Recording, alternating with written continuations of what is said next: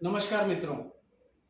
आज का प्रश्न है कि यदि कोई व्यक्ति जानबूझकर किसी व्यक्ति को खुद से अर्थात स्वेच्छा से चोट पहुंचाता है तो उसे कितनी सजा मिल सकती है।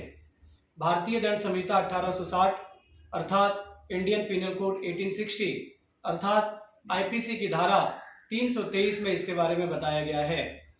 धारा 323 के मुताबिक यदि कोई व्यक्ति खुद से स्वेच्छा से जानबूझकर किसी व्यक्ति को चोट पहुंचाता है तो उस व्यक्ति को 1 वर्ष तक की कारावास हो सकती है या आर्थिक दंड के रूप में 1000 रुपया जुर्माना लगाया जा सकता है या दोनों भी लगाया जा सकता है।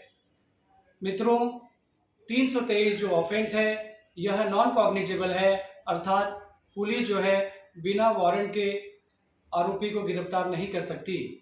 पुलिस इसमें एनसी रिपोर्ट लिखती है।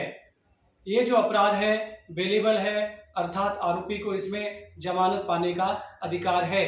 ये जो मामले होते हैं ये कंपाउंडेबल अर्थात समझौता योग्य है। इन मामलों में जिस व्यक्ति के साथ मारपीट होती है या चोट पहुंचाई गई है साधारण चोट, वो व्यक्ति इस मामले का समझौता कर सकता है और ये मामले जो हैं ये जो ट्राइबल होते हैं मजिस्ट्रेट कोर्ट के द्वारा यानी किसी भी मजिस्ट्रेट कोर्ट में इस पर मुकदमा चलता है। मित्रों, इसमें जो धारा 334 के बारे में भी बताया गया है कि धारा 334 के जो उपबंध हैं इस सेक्शन 323 में यानी 323 में लागू नहीं होंगे। मित्रों, सेक्शन 334 323 से भिन्न इस तरीके से है कि सेक्शन 334 में जो व्यक्ति होगा वह स्वेच्छा से किसी को साधारण चोट नहीं पहुंचाता है बल्कि उसे सडन और कुछ ग्रेव प्रोवोकेशन दिया जाता है अर्थात गंभीर और अचानक प्रकोपन दिया जाता है।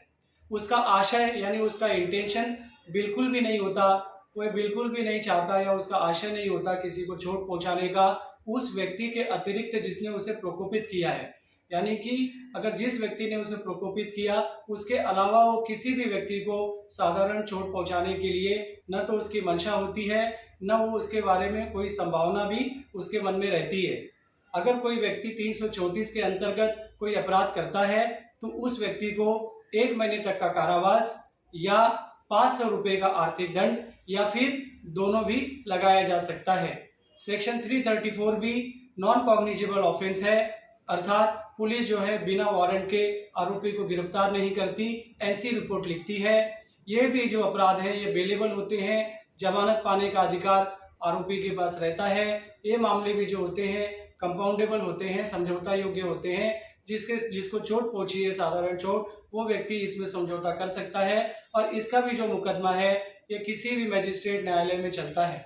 मित्रों, ये भी बात समझने योग्य है कि एनसी रिपोर्ट में पुलिस क्या करती है, शिकायतकर्ता को ये ताकीद कर देती है, उसको समझा देती है कि इस मामले में हम इन्वेस्टिगेशन नहीं कर सकते, आप संबंधित कोर्ट में जाइए और वहां से आपकी जो जिसे हम कहेंगे वहां से न्याय प्राप्त करिए। इसके आगे का प्रोसीजर हम नहीं कर सकते या जब आप ऑर्डर लेकर आएंगे इन्वेस्टिगेशन का तब हम इन्वेस्टिगेशन करेंगे। दूसरी बात हम ये भी देख लें कि यदि कोई अपराध घटित हुआ हो और उस अपराध में मान लेते हैं कि कोई 4 ऐसे अपराध आ गए जिसमें 3 जो होंगे वो नॉन कॉग्निजेबल अर्थात असंज्ञेय होंगे और मात्र एक अपराध जो होगा कॉग्निजेबल अर्थात संज्ञेय होगा जिसमें पुलिस जो है बिना किसी वारंट के आरोपी को गिरफ्तार कर सकती है। तो ऐसी स्थिति में मात्र एक जो धारा होगी कॉग्निजेबल धारा उसके वजह से एफआईआर लिखा जाएगा न कि एनसी रिपोर्ट। और जब भी एफआईआर लिखी जाएगी पुलिस इन्वेस्टिगेशन शुरू कर सकती है, उसके पास ये अधिकार होता है और बिना वारंट के वे आरोपी को भी गिरफ्तार कर सकते हैं। इस बात को हमें ध्यान रखना होगा कि एक भी कॉग्निजेबल मामला आने पर यानी संज्ञेय मामला आने पर एनसी रिपोर्ट जो है वो न होकर एफआईआर होती है। यदि मित्रों आपके कोई प्रश्न है सेक्शन 323 को लेकर या सेक्शन 334 को लेकर तो आप कमेंट के माध्यम से हमें प्रश्न पूछ सकते हैं। धन्यवाद।